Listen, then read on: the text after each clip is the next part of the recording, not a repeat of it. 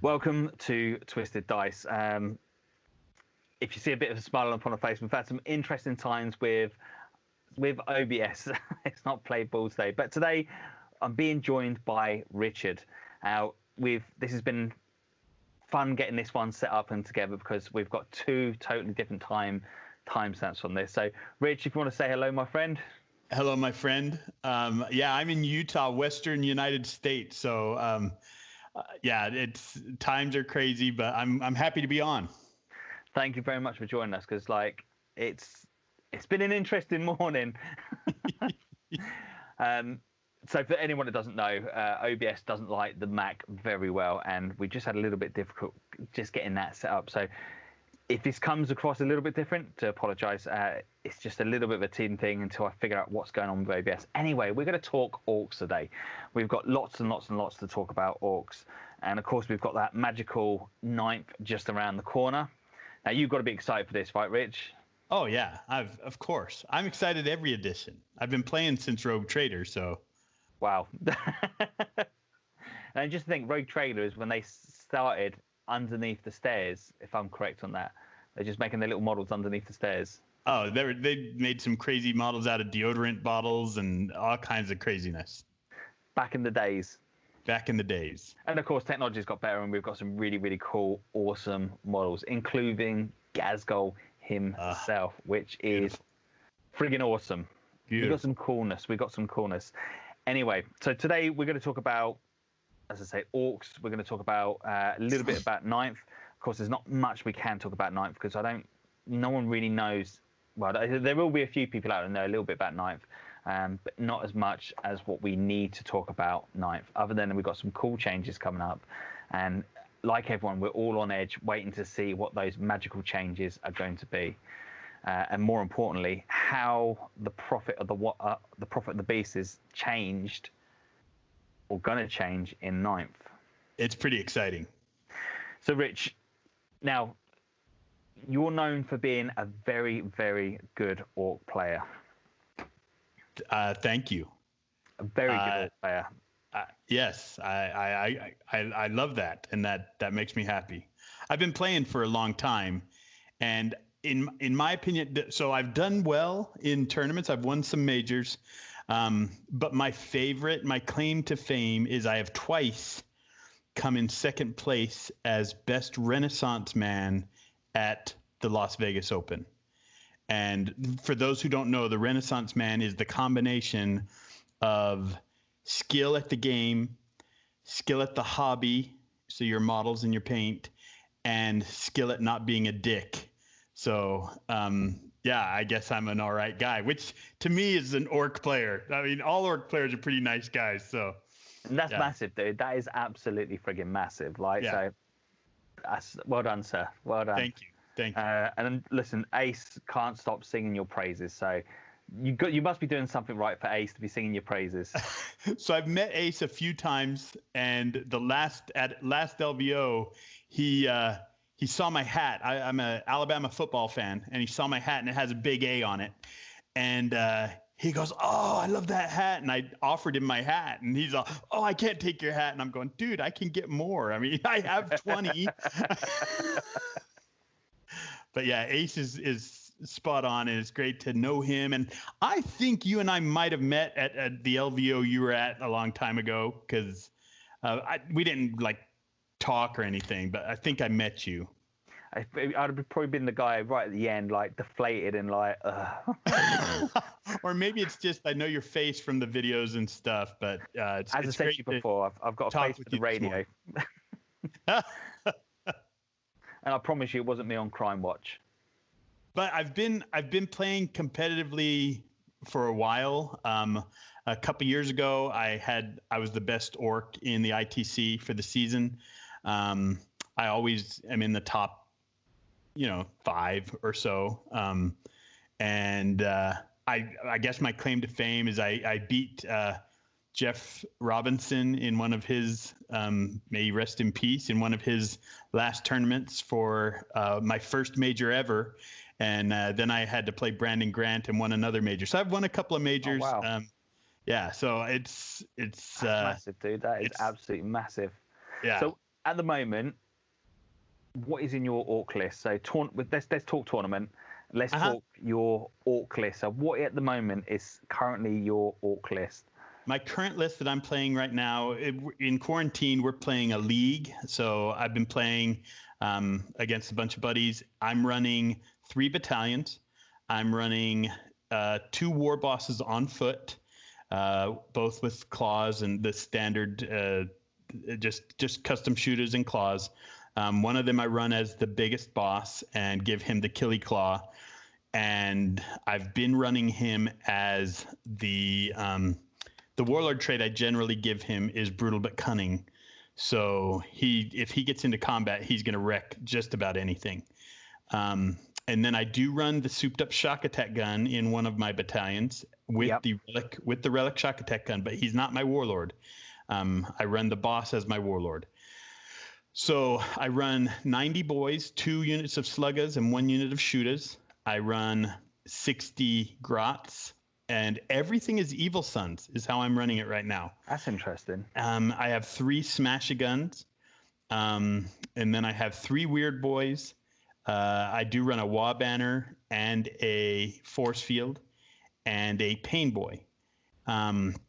So yeah, it's a very close combat oriented list. How many points are you coming at? 2,000 on the nose. And I lost my first game with this list. Since I started running this, I lost my first game with this list yesterday in an awesome game. I lost 30-28. ITC, we practice and play ITC missions, and I lost 30-28. My war boss was fighting against a Space Wolf commander on the objective at the end of the game, and he just got me. So it was a fun game. Whoever wins that combat wins the game. And you was playing Space Wolves, yeah? Yeah, Space Wolves. Shock attack gun aced Ragnar to the face. Yeah. I had to move, and I had to roll 6s, and then I only got 1 shot through, and I go, how many wounds do you have? He goes, 6. I go, I got this. And I rolled the 6. That's friggin' epic, dude. Yeah, it was epic. For me, that shock attack gun, it is really, really hit and miss. There'd be like 3 or 4 games I'll have, and it'll do absolutely nothing. It'd be absolutely dog. And it'd just be that one game, and it'd be like absolutely come to life, and you're like doing all the magical numbers, doing the mortal wounds, getting high numbers. And I'm trying to say to my opponent, like, oh, I'm really sorry, this never really happens to me. And they're probably saying like, yeah, that's what all your players say. Yeah, right, okay. Because when that gun's hot, it's hot. Yeah, it is hot. Well, I forgot one of the biggest points cost in my army is I'm running a Gorkanaut. And that's the reason I'm running everything as Evil Sons. The shock attack gun is so much better as Death Skulls. 100%. But the way I'm running it, I want the shock attack gun and the Gorkanaut to both be in the same detachment so that I can double shoot either. Okay. So there are situations where I want to double shoot the shock attack gun, and there are situations where I want to double shoot the Gorkanaut. So I run everything as Evil Sons so that I can do that. That's the awesome. Gorkanaut with sparkly bits, that's the custom job. I'm not sure I'm right on that. That's what I call it. It's sparkly something. And then with the psychic power lost in the mists or mists of smoke, or I don't know all the names all the way, but I mean, it's basically the Gorkanaut hits on 4s, can re-roll everything to hit, and can shoot twice. That's brutal. That is very, very brutal. But he becomes a really big bullet magnet. Yes. But then, to be fair, you've got a lot. You can't put him in deep strike. If they have stuff to ace him in one turn, you can put him in deep strike and bring him in out of teleporter. Yeah, and to be fair, every time that I've used him, I've always put him into deep strike. It's just like a nice little surprise, just to whack down into your opponent's face, like, hey, this is like my little friendly buddy. And yeah, I do have the Burner Bomber too, just one. As a suicide kamikaze, he just goes in, and the most mortal wounds he's done, I think, was 30 mortal wounds in one explosion, which was pretty dang awesome. Yeah, I don't think I've ever got anywhere near that. Well, I guess that was the bomb that he dropped, and then his Yep. explosion. He did 30 mortal wounds. Jesus, that's a hell of a lot of mortal wounds. That can Yeah. cause a lot of trouble. Yeah. But yeah, wow, man, that's absolutely friggin' awesome. Yeah. So how in this little mini tournament that you're doing at the moment, this quarantine tournament, how are you sitting? Where are you coming at the moment? So in my pod, I'm undefeated. I'm number 1. The guy who beat me, it was just a practice game, so it didn't count for either pod. So, but we're 2 of the top guys in our area, and we just wanted to play and had a great game. So I'm undefeated in my pod. So it will depend on how the other guys, how they do in winning their pods. My pod is, I think, more competitive, so I probably won't win the whole thing, but I'll probably be top 3 because I think it's like 4 pods of six guys, so 24 competitors. So being a quarantine game, how is this working? Are you meeting up somewhere, or are you playing online? So no, we're playing at our houses in Utah. We're not under a strict lockdown here. Oh, okay. And so yeah, you can go to somebody's house and have a game. And if somebody's, we're taking precautions and lots of Purell, but yeah, so we go to each other's house and play. And but yeah, we've had a blast and still trying to keep our skills honed for 9th edition. See, this is one thing I'm absolutely itching to play, to actually have a game. Here it's just completely opposite. We're very, very locked down and we cannot meet up, or we shouldn't be meeting up. I know there's a couple of guys in the UK that are meeting up and having a few games.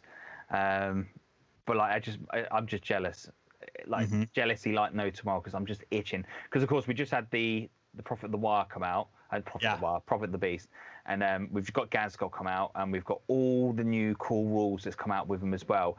And I just haven't had an opportunity yet to put them on the tabletop, and that's killing me, because like Gazgol is an absolute beast on his own, in the fact that competitively, I'm trying to think how I would get him in a competitive game.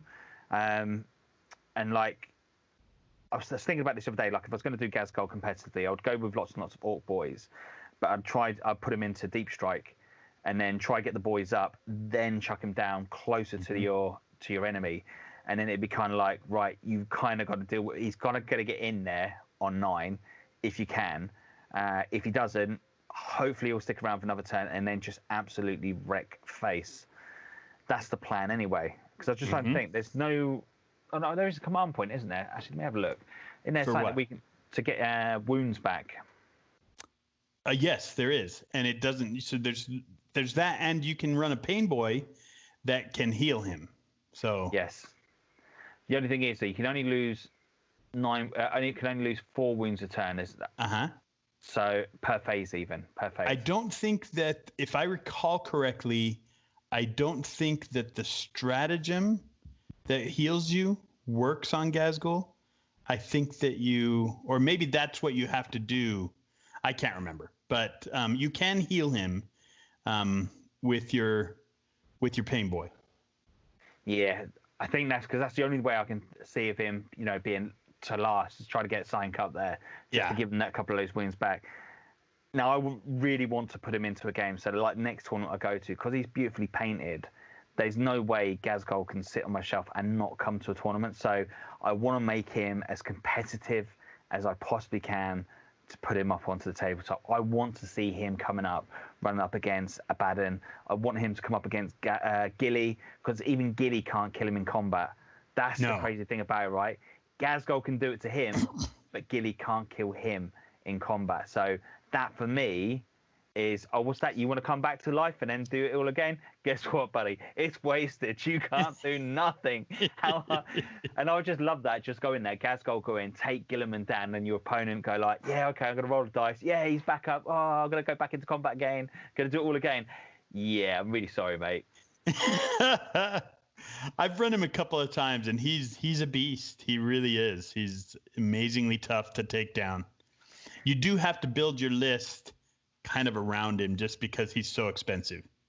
Yeah, and he is going to become a bullet magnet. Like, as we discussed, you can't take him down in a single phase, but if he was, if your opponent was smart, they could easily get him down turn 2, turn 3, So there are, even though that rule is really cool, it doesn't make him invincible. Correct. And that's the thing. So you got to play Gaz really, really smart, really, really clever. Smite is a big thing. So if you're going to become against Grey Knights, Thousand Suns, anything that can push out a lot of smite, that will cause you a lot of issue. But saying that, I think he's still got some legs.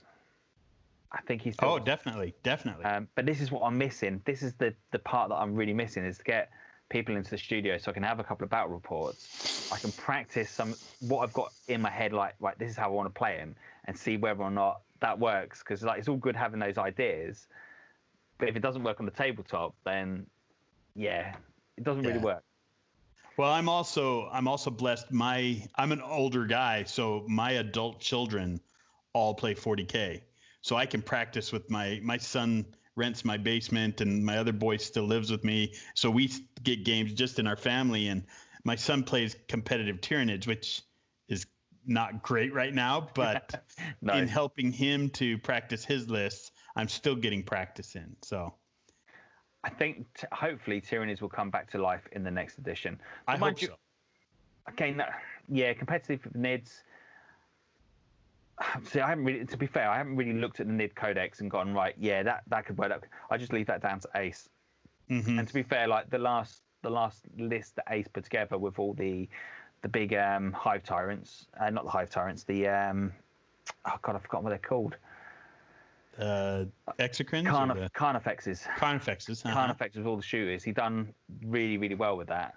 But yeah, I leave the competitive NIDs to someone who knows NIDs.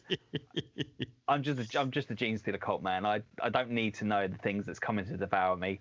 I just need to know how to beat them. Yeah. And Ace is really, really good at that, and he knows the NIDs very, very well. But yeah, you're right. NIDs at the moment, they're not in a great way, but we never know what's around the corner, right? Well, and that's one thing that I've told my son, because it is a tough time for the NIDs, is I said, when you play them when your codex is weak, then when your codex cycles back up, which it always does, then you are a spectacular player, because you know how they worked when they weren't very good. And so you know all the tricks that you have to do just to compete. And now those tricks make you a top competitor. Damn right. Absolutely damn right.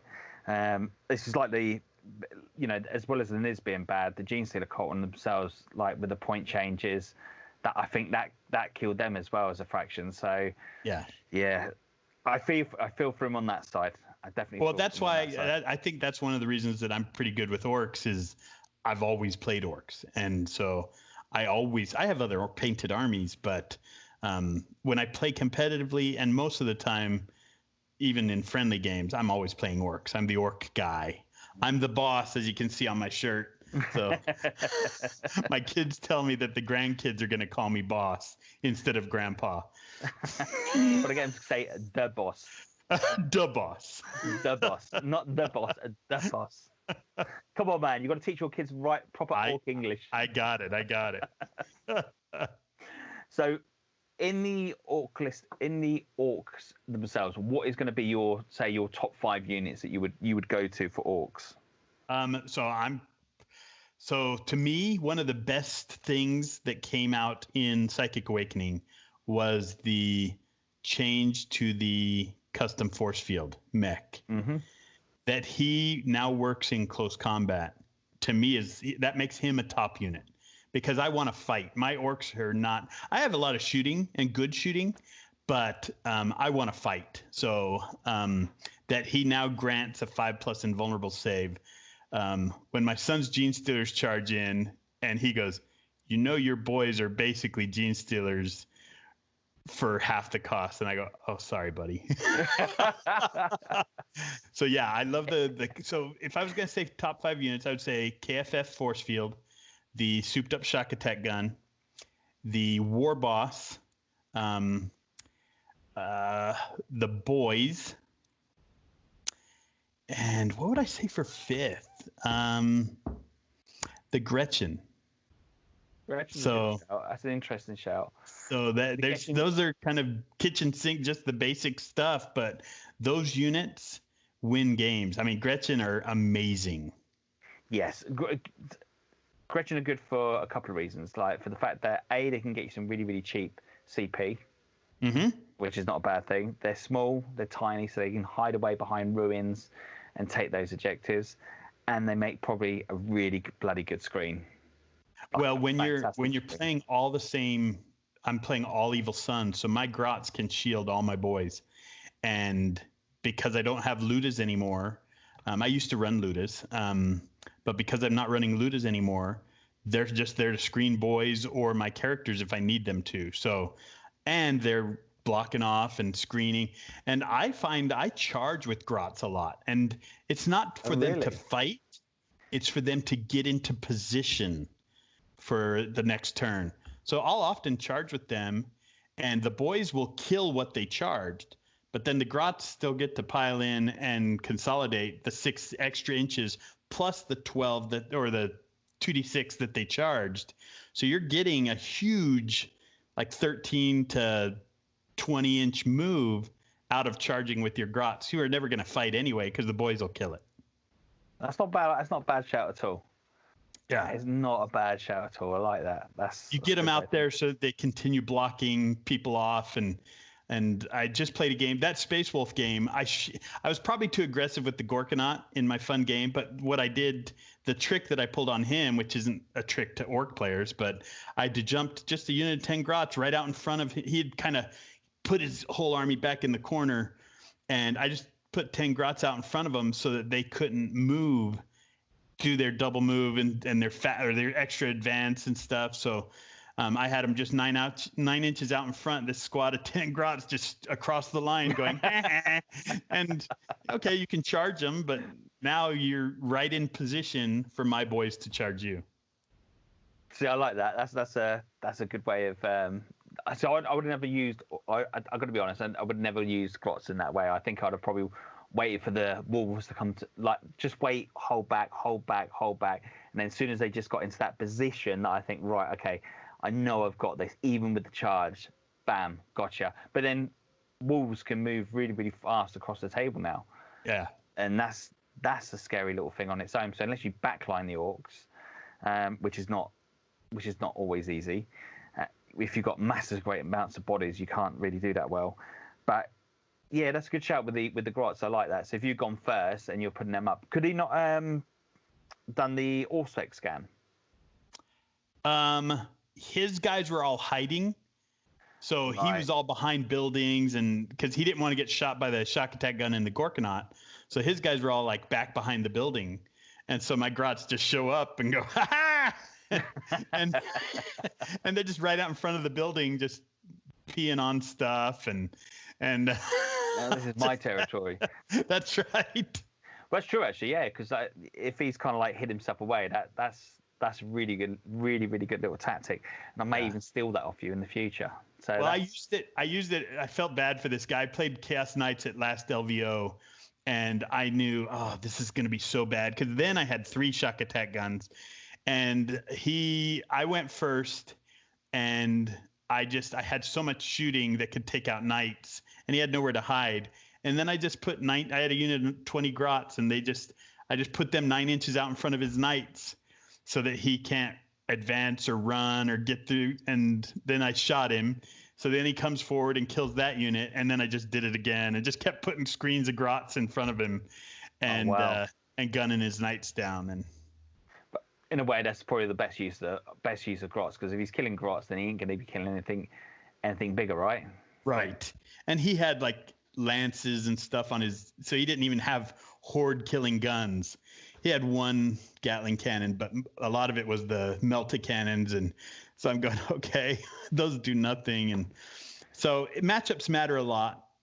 Who you end up playing when you're playing competitively, and especially when you're in.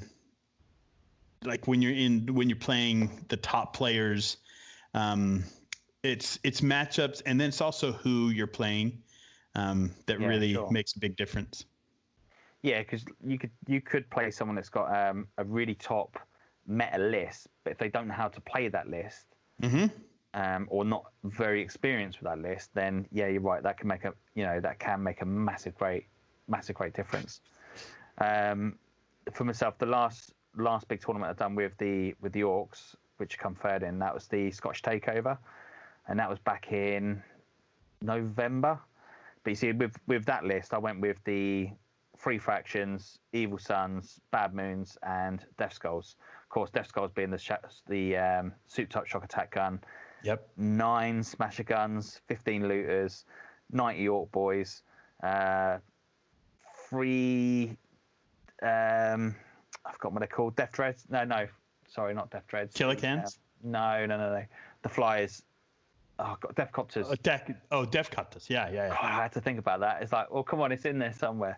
And then 2 Weird Boys and 30 Grots. Mm-hmm. I think I went 60 Grots.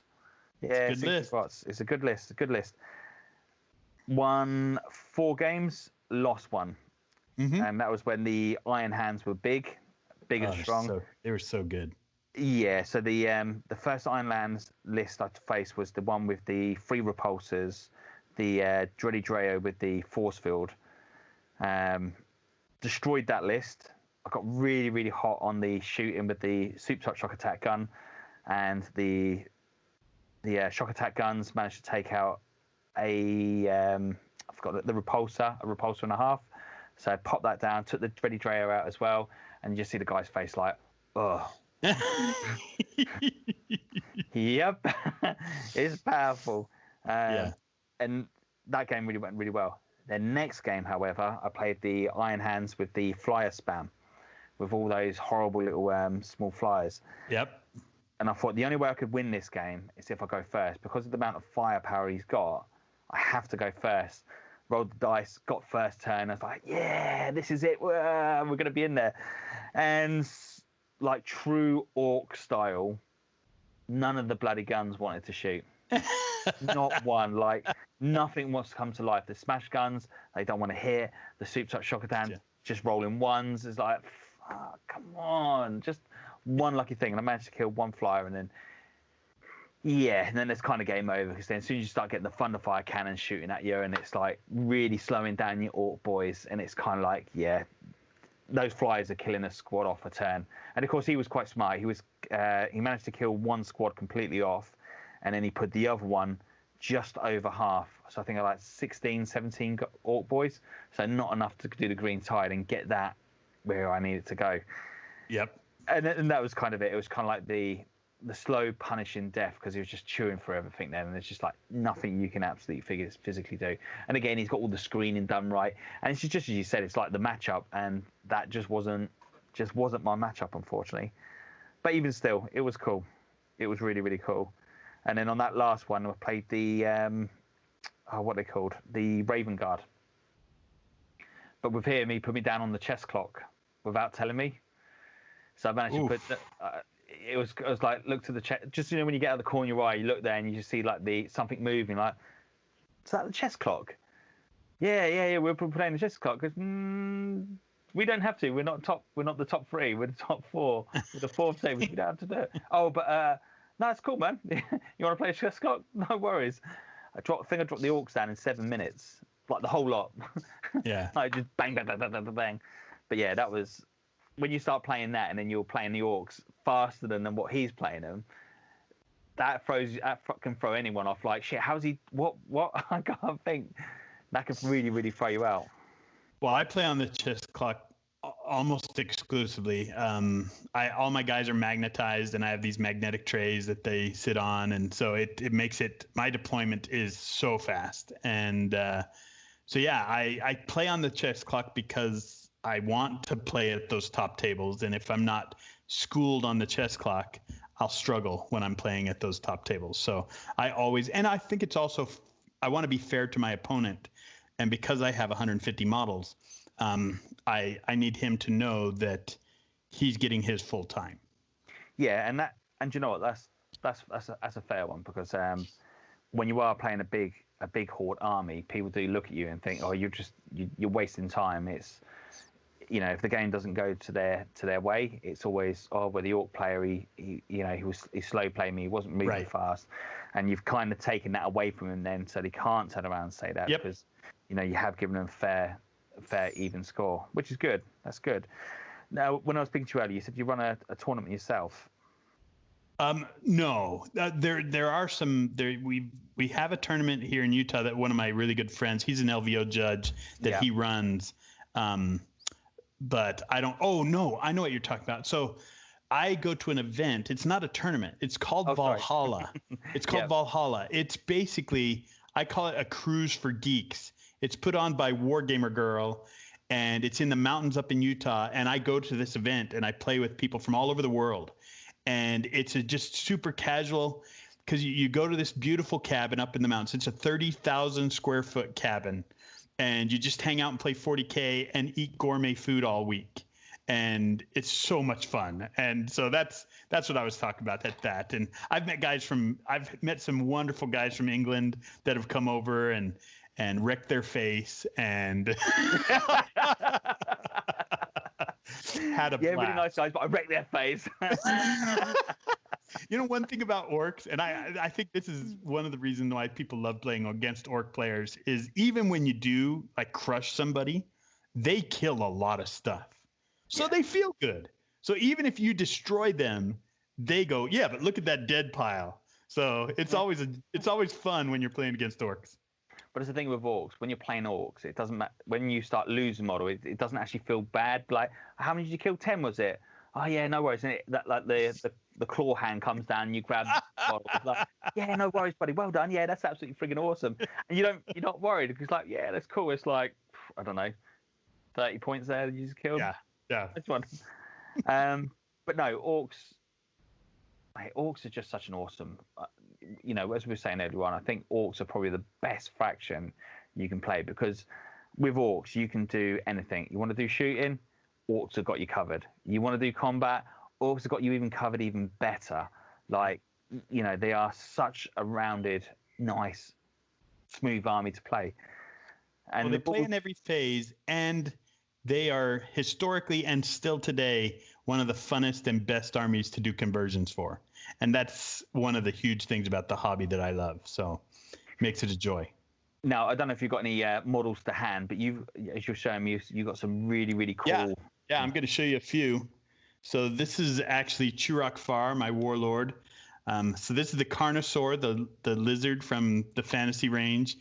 And then on top is the war boss with his lance. I call it his power claw lance.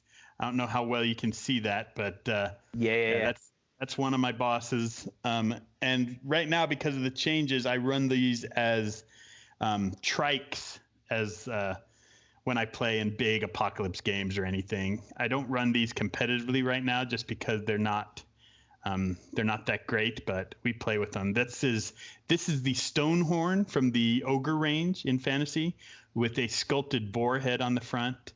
That's one of my war bosses. And then this one is my version of Gazgul.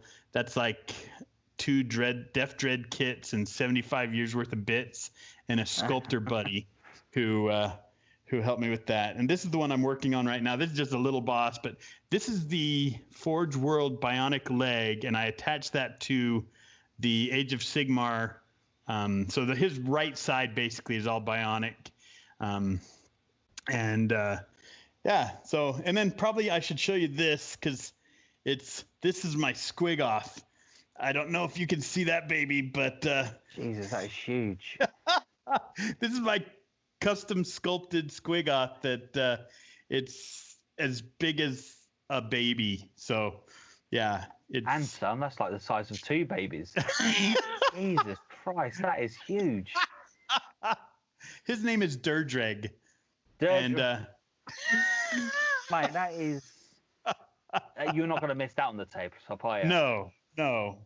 So yeah, I've been playing for so long that to me, it's the hobby is as important as any part of the game. And I play with my kids, and they're all doing custom. Even my daughter, like, she custom sculpts, and her theme for her Dark Eldar is Disney. So she has all these Disney characters in her Dark Eldar list. And so yeah, this hobby has been just a family thing for me and my brother and my kids. And So it's been besides the competitive streak and the gorgeous models, it's just fun for my family.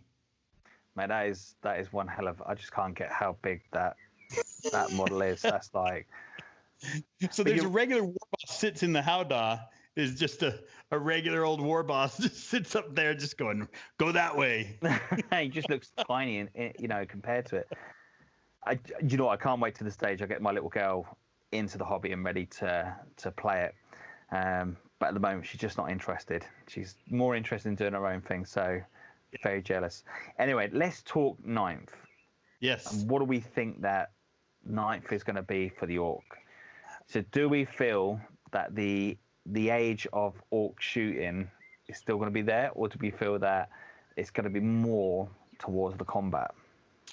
So as a player who prefers combat, I hope that the terrain rules, some of the hints and the things that they've said indicate that terrain will play a factor in more than just giving you a +1 cover save.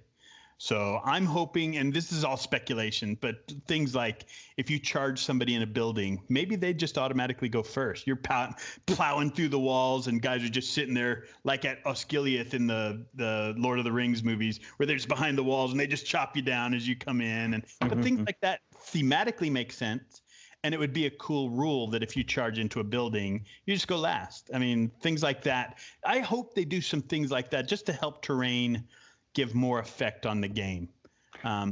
There also needs to be some way, I think, for vehicles to interact a little better with, instead of just you can't go in.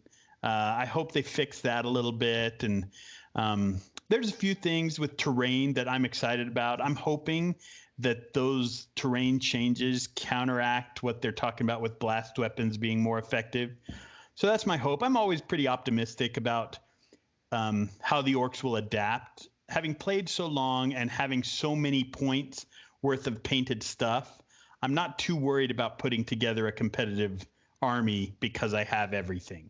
Yeah, sure. But that's the thing. Already. We've seen templates before, so it's nothing new for us. So even if they did go back down the template route, it's not like we haven't seen templates before. Yeah. So that makes no difference for us at all. We just got to be. It just means setting up and moving. We just have to be a little bit more smarter on how we do that. I don't think you're going to see templates. I think you're going to see more something like, so if you have a battle cannon that does 2d6 shots, maybe it gets to re-roll its 2d6 when it's shooting at a horde, or it just does like it can only minimum it's going to do is 6, or like just something. I don't think it will go back to templates. I think that the speed of the game is improved without templates. So I think that you'll just see maybe instead just increasing the number of shots for having templates, for having blast weapons. And I think you're going to see that as a key word, like a explosive weapon. Yeah, sure. That will help them. That would be a key word. Because that would kind of make sense, really, because like the biggest thing that templates used to cause on the battlefield is if you had a template over someone's head, you'd always have that argument, well, no, I've got 10 models under that template. Right. No, I can only see 5 models. And you always had that debate then on exactly how many models were covered on the actual underneath the template. So removing that template, you lose that friction on the tabletop. Plus, you haven't got the randomness of the template neither, where when you roll for it, whether it misses the model altogether, or whether you just got that janky person that's the way no, I put it there, or it's there, and then you got that interpretation of exactly where the scatter dice is facing. Like, you must have had this in the past, like when you've had that person firing their template at yourself, and then you can see the arrows pointing that way, but all of a sudden the template's going that way. Like, I'm sure it's that way. Yeah, I really don't.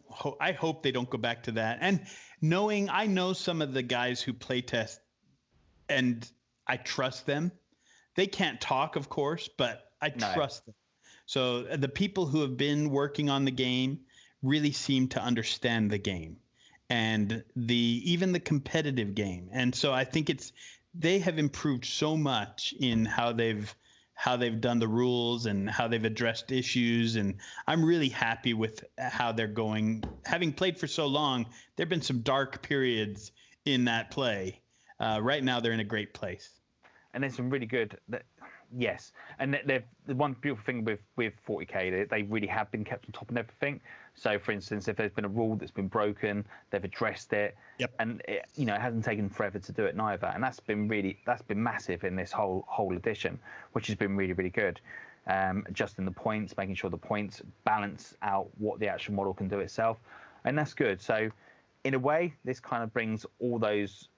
We could even just see possibly all the rules that they've implemented, just pulling them all back in as into ninth, I suppose. Yeah. What would you like to see out of ninth? So I think I covered the terrain thing. I would like to see terrain be important. And to me, in the future and even in modern war, fighting over a city is just house to house. That's part of the fun of the game. But so I don't want that to go away, but I want it to be more dynamic so that when you charge into a building or something, there's rules because of that. Or maybe you throw an explosive weapon. What if a frag grenade, if you use it on a building, maybe it does, like it's explosive. So it does 6 automatic hits instead of rolling a D6 if you use it on a unit that's in a building. Just things like that you could incorporate into the rules that would be really dynamic. So I'm hoping, I like the thoughts that they're talking about with flyers, where it leaves the battlefield. I played Epic. I've played just about every Games Workshop game over the years. And so Epic, you had flying missions where your planes would come in, they would do their flying mission, and they would stay there so that the enemy army got to fire on them, and then they would leave the table. Yep. So if they do something like that, where you just make sure the enemy gets to fire on them and then take them off the table, then they do another mission the next turn, that would represent flyers better than the current, my jet is sitting there on the table, which doesn't make sense to me. So I'm hoping that changes. I'm not a big fan of character, like hiding character vehicles and things like that. That doesn't make a lot of sense to me. Like the dreadnoughts that hide behind everything, and I don't mind characters hiding, but maybe they should have to be close to something instead of my character is out here 60 inches away from anybody, but you have a unit of grots hiding inside a building right there that I can't see and I can't shoot your character.